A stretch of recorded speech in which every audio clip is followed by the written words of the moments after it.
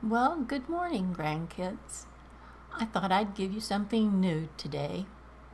Several of you have asked me to read some of my own writing, and I have a writing notebook in my computer that every once in a while I write in, but not very often.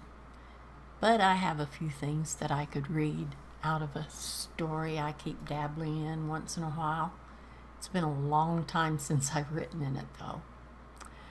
So I'll read you an excerpt at the beginning of it now, and then maybe another time if you want me to read some more, I'll read some more of it, and so on. So let's try this. I've got it up on my other computer, so I'm going to have to drag it over here in front of me. And since the camera is capturing me, then I guess this won't be in the way of anything.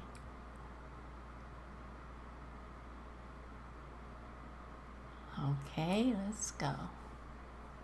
The name of this story I'm writing is The Four Dragons. And the four dragons are going to play their different roles in this story, but they haven't come into play yet in anything that I've written so far. So let's start. Val's eyes snapped open. Where am I? There's nothing. Darkness. Am I blind? Cold, soundless darkness. Maybe I'm dead. No, he wasn't dead. His head hurt too much.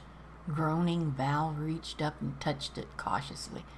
He realized he was sprawled on his back, his head on a large, jagged rock. No wonder it hurts, he moaned, trying to struggle to his feet. But that made the throbbing in his head worse, and he was dizzy. Best to sit here for a while, he thought. He touched the back of his head, felt a lump. A slimy wetness was matted in his hair. He wiped it off on his breeches. Darkness was still surrounding him, deep darkness, cold and dank. With a vague impression that he was in a cave, he felt around beside him and his hands moved over dirt, not smooth but scuffed up bits of rocks and twigs. He was still in a black void, empty of sound. Something soft with claws scurried over his fingers. He hadn't panicked yet, but soon, he thought, any minute now. He managed to get to his feet. He shuffled around with his arms stretched out, hoping to feel something, anything. Well, not just anything, he mumbled. This could be a lion's den or a bear's cave. He was startled by the hollow, echoing sound of his own voice. He stooped over, feeling around in the dirt again, and his hand touched a slim, smooth object. It felt like a long piece of wood, but it had knobby ends. He picked it up, thinking he could use it as a weapon if need be. He slowly straightened, weapon in hand. Suddenly, twin yellow lights came screaming at him out of the darkness. Val threw himself flat on the ground again, crying out in pain as his knee hit something hard and jagged. Probably that same stupid rock, he cried out angrily. He peered behind him, knowing that at least he wasn't blind after all. There, on a rocky ledge, not 10 feet away, perched a thylodite. Its big yellow eyes glowed malevolently. Val's brain began to kick in, and he glanced around for any means of escape. He had heard of thylodites in stories old men told.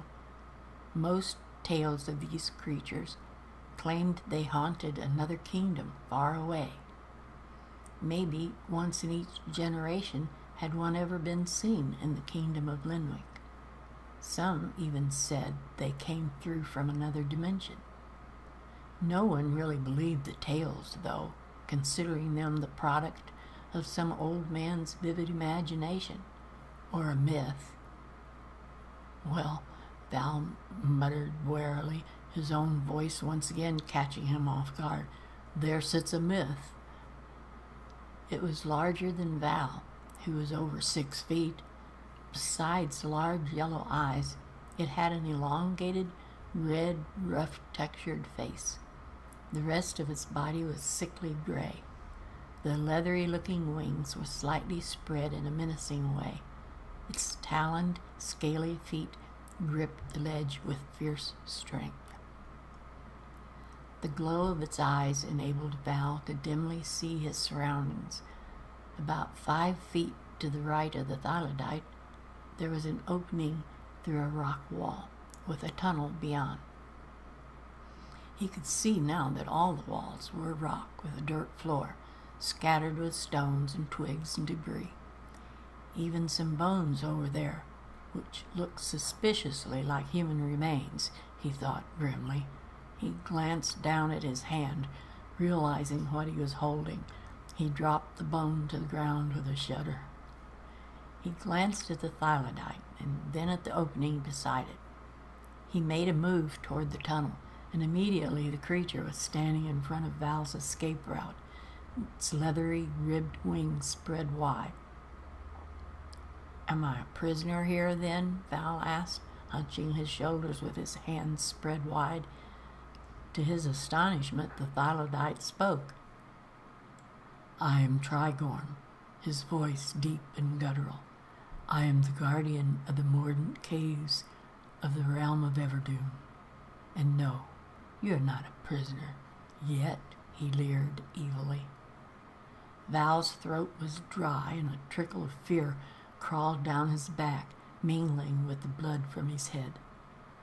"Well, Trigorm," he managed to say, "since I don't know how I got here, or even where here is, could you just help me out a little bit?"